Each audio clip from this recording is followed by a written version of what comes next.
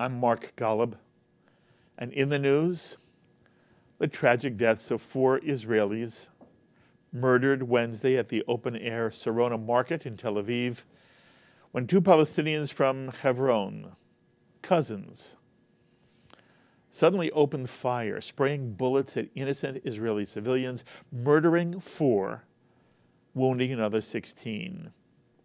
The 4 Israelis who were murdered were Ilana Naveh, 39, from Ramat Gan; Michael Feig, 58, from southern Israel; Mila Misu, 32, from Rishon LeZion; and Ido Ben Ari, 42 years old, from Ramat Gan.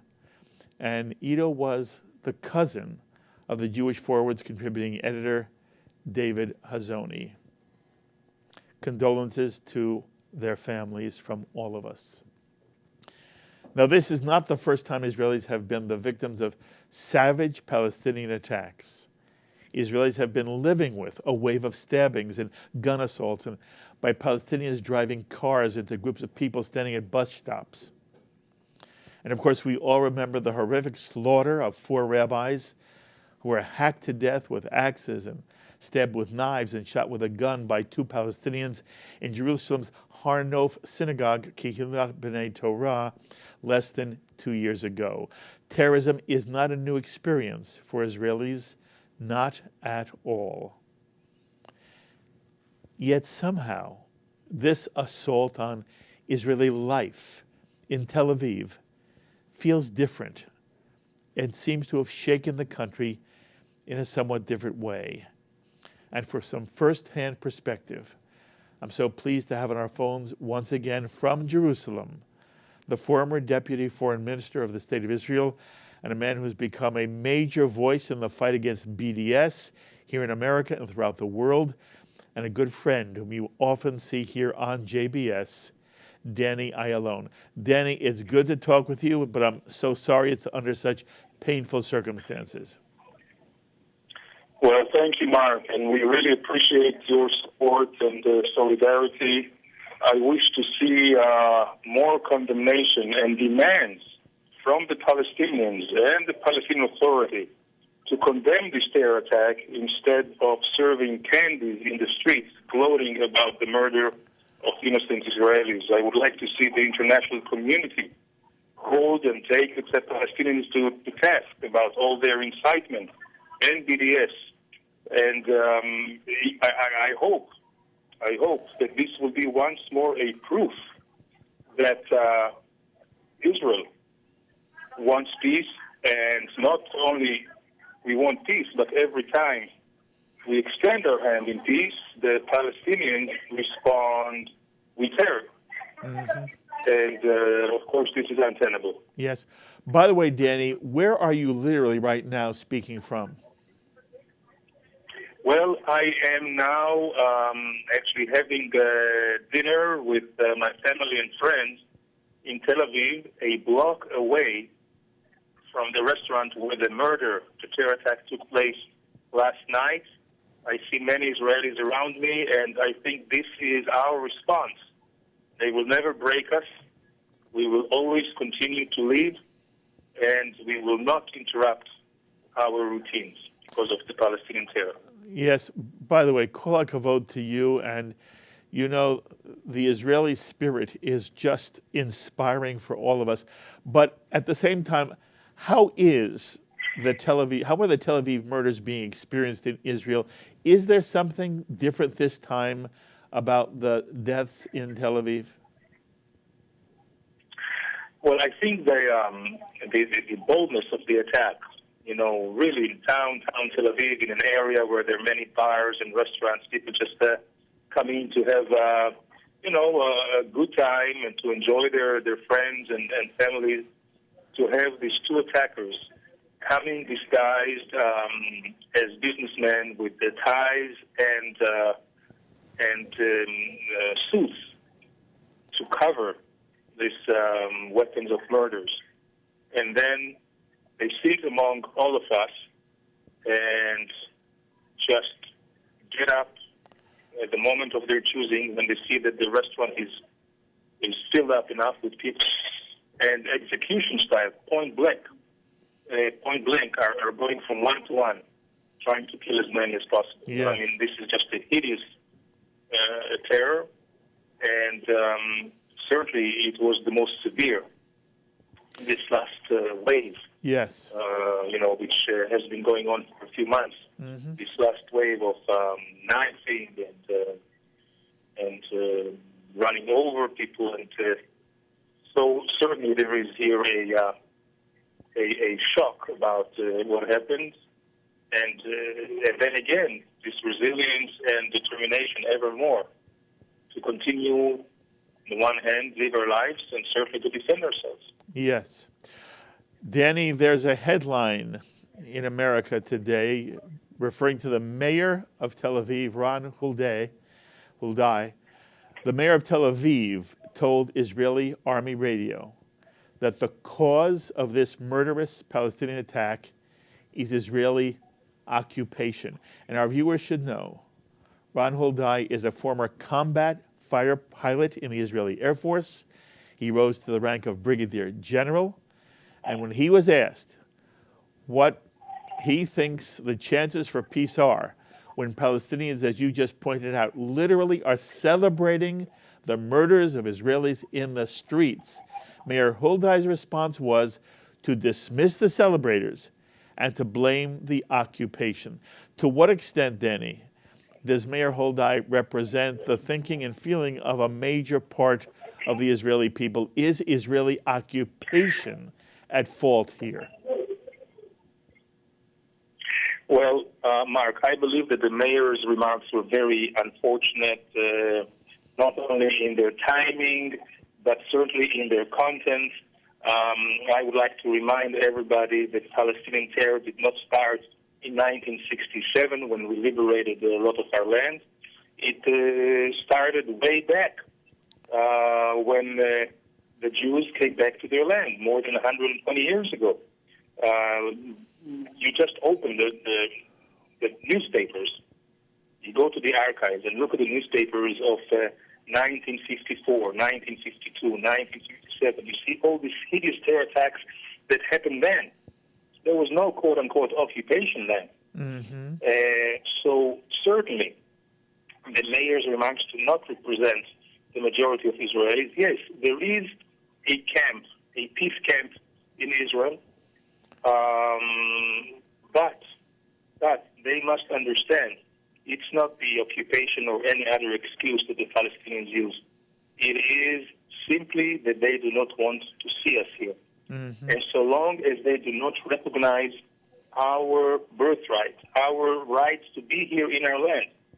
And you know that we have tried many times to share this land, back from 47 partition, all the way to Oslo, to the disengagement from Gaza, and many, many other offers. And there's no excuse for this terror.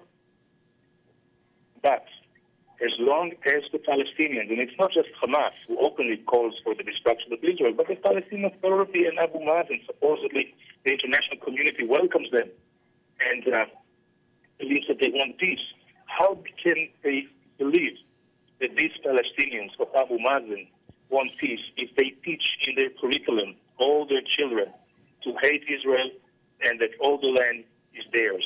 Yes. How can they think that the Palestinians want peace when they continue this terror, giving candies, as you mentioned, Mark, and paying, actually, rewarding the terrorists and their families with a lot of money, calling streets for their names, glorifying them, and really not showing any flexibility. They want everything. And if you look at the position, how they evolved the Israeli and Palestinian position since Oslo 93, Israel went 99% towards the Palestinians. They did not budge an inch to make peace. You need compromises from both sides. Not only you do not see any political compromises from the Palestinians vis-a-vis Jerusalem, vis-a-vis the so-called right of return, refugee issues, all the things that the Palestinians do point out at weakening Israel and destroying it. So long as there is no recognition and teaching for peace in the Palestinian side, there will never, ever be peace. So I don't think we should blame ourselves. There is a tendency among some Jews to always blame ourselves. Yes. When the going, beat us, we have to look for what did we do wrong. We do nothing wrong. We want to live in our own land. This is what we want. And this is where the Palestinian motivations come from. They do not want to see a free, successful Jewish state, unfortunately. And this is the cause for terror, nothing else. Yes. By the way, Danny, I think you say it perfectly, and I respect the service of Ron Hoenlein to the State of Israel, but I feel his remarks are the equivalent of someone blaming the rape victim for the attack against her. And we've learned you never blame the rape victim. It has nothing to do with the kind of clothes she's wearing. And it was very upsetting to me to read an Israeli mayor and a brigadier general blame the State of Israel. And yet, as you point out, there is a peace camp, which Danny just doesn't seem to understand the argument you're making. And I also wanted to ask you, 83,000 permits granting West Bank Palestinians the right to come into Israel to pray at the Temple Mount during the Muslim holiday of Ramadan. They were rescinded by the Israeli government in the aftermath of this attack, and 500 Palestinians from the Gaza Strip also had their permits revoked. How do you feel about that? Was that the right thing for the Israeli government to do? Well, then again shows, we really bend over backwards for peace and for reconciliations. But it doesn't work. And so we must understand that all this, peace offering and the possibility of having a final settlement at this point is just unreachable. It's not there.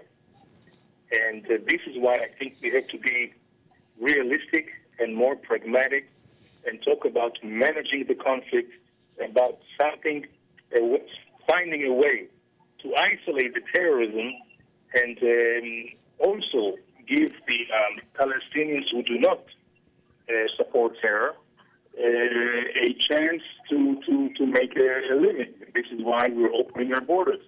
Yes. But they must understand that the terrorists work against their interests as they do against ours.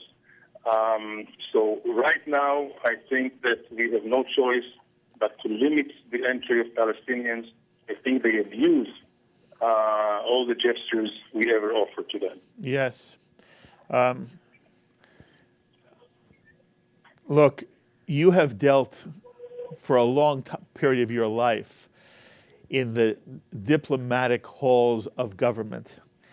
I have seen that the U.S. State Department has condemned these murders in the strongest possible terms, and even Ban Ki-moon at the United Nations has condemned the murder and says there's no justification either for terrorism or for the glorification of those who perpetrate terrorist acts. In general, Danny, what's your sense of the international community's reaction to these events? Well, I would say that there is maybe a better understanding now. But we cannot forget what Secretary General Ban Ki-moon said, what the Swedish foreign minister said only a few months ago, that they can understand, quote unquote, the Palestinian terror because it is a response to what Israel is doing. And they try to distinguish between the Palestinian terror and the ISIS terror, whether it's in Europe or anywhere else. I think it should be emphasized that terror is terror, and terror is the same motivation, whether it's in Tel Aviv or Jerusalem or Hebron, or whether it's in Paris or Brussels or San Bernardino. I think it's important for the world community to understand that Israel is being attacked also because we are at a seam line. We are in the trenches here, and we symbolize Western civilizations. And this is also partly why we are being attacked. No occupation, quote unquote, and no anything else. This is also something I would like the mayor of Tel Aviv to understand. and certainly I would like to see more solidarity by the international community in terms not only of condemnation, but stop pushing Israel around, stop trying to take away our right for self-defense, and understand that the only way to stop terror is if the decent countries and people of the world will pull together. We are not seeing it yet, certainly not in the case of Israel, but they should understand wherever Israel goes, so does the entire Western world. Absolutely. Danny Ayalon, I am so grateful that you've given me some time. And again, it is wonderful to see how the Israeli people have what you call this resiliency. From the American Jewish perspective, it is just awesome. But we are so sorry you have to deal with this. We long for a time when you will know peace and when the Jewish world will know peace. And you know how much I love you, and it's wonderful to always share your thoughts. And when you're here again and visiting in this area, you and I will sit together at the table. But right now, I just wish you kol tuv v'hatzlacha. You be safe. You send my regards to your family, and we will talk again very soon. Thank you so much, Mike. Looking forward to seeing you soon. Thank you. Be well. The thoughts of Danny Ayalon, former Deputy Foreign Minister of the State of Israel. Well, the Tel Aviv murders have also been felt throughout American Jewry. And here to share his thoughts is the Executive Vice Chairman of the Conference of Presidents of major American Jewish organizations. You see him all the time here on JBS, Malcolm Hoenlein. Malcolm, thank you for joining us again at another difficult moment for the Jewish world. A very difficult moment. Tragedy gets compounded as you learn more about the individuals, incredible people yes. who were killed, and the serious condition of some of those wounded. And we pray for their recovery and have extended our condolences to the families. But it's truly a painful time for people Absolutely. of Israel. And I think Jews and for non-Jews who understand the significance of this kind of an attack in this era of terrorism. By the way, when you first heard about it, what was your immediate reaction, Malcolm? My immediate reaction was that the penetration of Tel Aviv, that this is a further escalation in this war of violence and terror, and that the coming right before the holiday of Shavuot, that its intention is to create panic and to create and to do what Khamenei said, and that is to make the people of Israel leave, that they will not be driven out by missiles and by tanks. It'll be by horror, terror, and making life intolerable. Mm-hmm. And you see that prescription being carried out, and understand the role of Iran behind a lot of these terrorist entities and in general in the climate.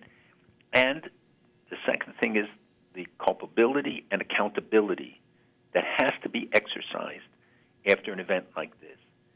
I don't know if you saw that the Palestinian Authority, they put out a statement from the office of the president, didn't say it was from Abbas, but from the office of Abbas, which condemned the attack, but it said they oppose it regardless of the justification. Mm-hmm. There is no justification. Yes. That's exactly the problem. That's not the solution. That's not the answer to the problem. That is the problem, that they think there's a justification to kill people at a birthday party, innocent people having lunch, and the language that they use reflects that reality. The fact that they continue to give pensions to these terrorists who are in jails in Israel, get every month a payment, much more than what a Palestinian policeman makes. Their families of those who were killed carrying out attacks against Israelis and killing Jews. And the more Jews they kill, the more money they get. And the inability, unwillingness to really end the incitement, to end the broadcasts that lead to these kind of actions, to justify it for those who engage in it. And I think the government of Israel has to crack down. It has to send decisive messages about this terror, because it just gets replicated and copied, and we will see more deaths if there isn't this kind of reaction. Mm-hmm. And thirdly, it has to be a reaction. There has to be the reaction from the world community.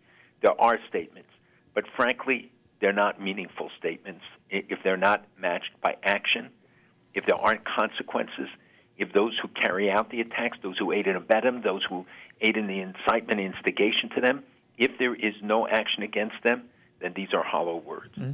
And what's an example of the action you'd like to see, Malcolm? That if the PA continues to fund the terrorists, that the money is cut off. Norway recently did it. Everybody should do it.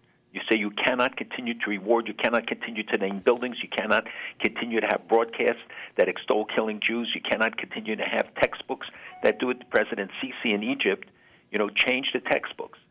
And it mentions the peace with Israel and took out some of the more negative aspects of what was formerly in there.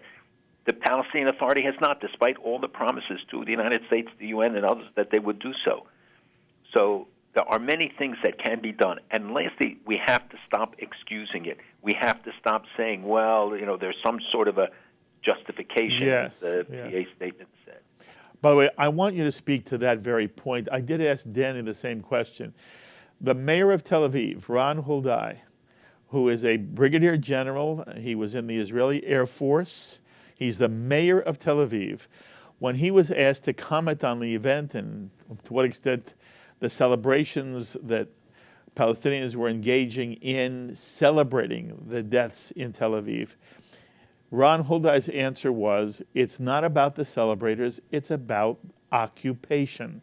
And what I said to Danny was, it's almost like blaming the rape victim for the rape.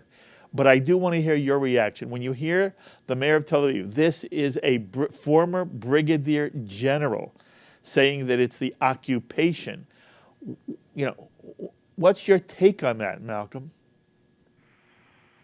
Well, I can't on the radio tell you my initial reaction when I read what he had said, but it's very unfortunate, and I think that people, even Ron Huldai, whom I like and we know well and has worked with us, get caught up, and maybe they're so tied into this ideological battle that maybe he's trying to say that Tel Aviv is safe, but if it weren't for the occupation, rather than what his police failed to do or what others failed to do, the police are national, not his responsibility. I don't know what goes into the decision to make a statement like that. Perhaps he just didn't think it through, but it is exactly the opposite of what must be done, because that too gives a legitimacy. It gives an excuse, a justification for carrying out this kind of act, and not putting the onus on the PA, on the community leaders, on everybody who's responsible that this attack could take place, and that the people were armed and trained, and it was clearly well thought out. They came dressed in suits. They were, and ordered brownies, and then got up and started shooting people. And they just caught, by the way, the third perpetrator, whom they had been looking for, an accomplice of them, was captured. Well, good. You may have also seen that the United States State Department did condemn this terrorist act in the strongest possible terms. How are you feeling the American administration is handling the conflict in general? And again, the extent to which Palestinians, does our administration understand that this is not a cycle of violence?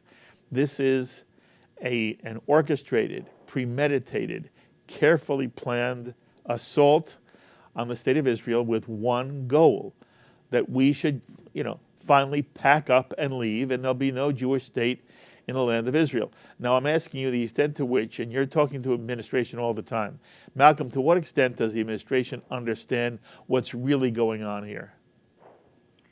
I do think the administration understands it. I think the reaction today was strong, and I think, that they see the linkage in their reaction in Paris, where the United States did play a constructive role in trying to prevent, the gathering there to try and move towards imposition of a peace process or peace framework or something, because they know it's counterproductive and it only will further damage any prospects for peace. We all want to see peace. We all want to see movement towards direct negotiations that are meaningful. But as long as the Palestinian Authority doesn't feel the pressure on them, Israelis are prepared to do it, and I say put them to the test. If you think they're not sincere, put them to the test. Let Abbas show up at Netanyahu's office, meet or agree on a meeting place, and let's see who shows up and who doesn't show up. Who's ready not to have preconditions and ready to sit down at the table? And I think that in that regard, the administration, from things I've heard from the Paris talks, played a very strong constructive role there. I think they understand it. They know that you can't impose a solution. If it doesn't come organically from the parties involved, it will never succeed. And I think that they have tried to pressure Abbas, but Abbas, always has one argument that he's better than the alternative. At some point, he's not better than the alternative. At some point, it's got to be said. It's an 11th year or a 4-year term. He can't control the forces. He doesn't want to stand up against Hamas. He doesn't want to have free elections. At some point, you got to bite the bullet. Malcolm, I don't know if you've had any chance to see any of the international news coverage. The BBC called this event a shooting without referring it to as a terrorist attack. And I've seen a lot of criticism from within the Jewish community of the way in which American channels and basically the international media has reported this. I wonder if you have any reaction of your own. Yeah, it is reflective of the kind of distortion and misrepresentation, and the fact that Israel cannot get a fair shake in the media that prides itself on its objectivity. Well, the only thing they seem to object to is the rights of Israelis and the right of Israel to the things that every other country is granted. I mean, not to mention that this is a terrorist attack, to talk about it in this benign way when there is no doubt about what happened. Not a military place. It's a purely civilian target. And I think that, I know that Fox News did call it terrorism, but virtually none of the other media That's correct. is willing to label. And if you can't say what it is, if you can't clearly identify it, then you can't fight it. Yes. Malcolm, remember, you're my first love. I appreciate all the time you give us. We're behind in having you in the studio. You've got to let me set up a date for you. In the meantime, you continue to do your wonderful work, and thank you for sharing some time with us on JBS. My pleasure. And let's hope we have only good news, and everybody should have a Chag Sameach. Thank you very much. Chag Sameach to you. The thoughts of the Executive Vice Chairman of the Conference of Presidents of Major American Jewish Organizations, Malcolm Hoenlein. In America, we've learned you don't blame the rape victim for the rape. As Ban Ki-moon said, there is no excuse, no justification, that was the word he used, no justification for the terrorism that Palestinians are inflicting upon Israeli citizens. And I understand, they feel they're in a war. But what they want to win is Israel's annihilation. It's not about borders. It's not about sharing the land.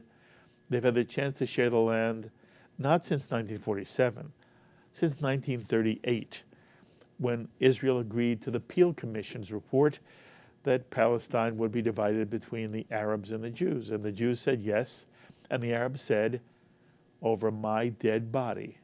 And that's been their attitude from that day to this.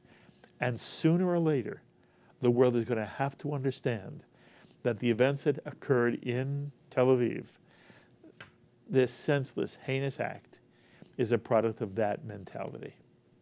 My thanks, as always, to our director, Sloan Copeland, production coordinator, Serge Goldberg, to the associate director of JBS, Dara Golub, and to the producer of In the News, Carol Lilienthal. Until the next time, I'm Mark Golub.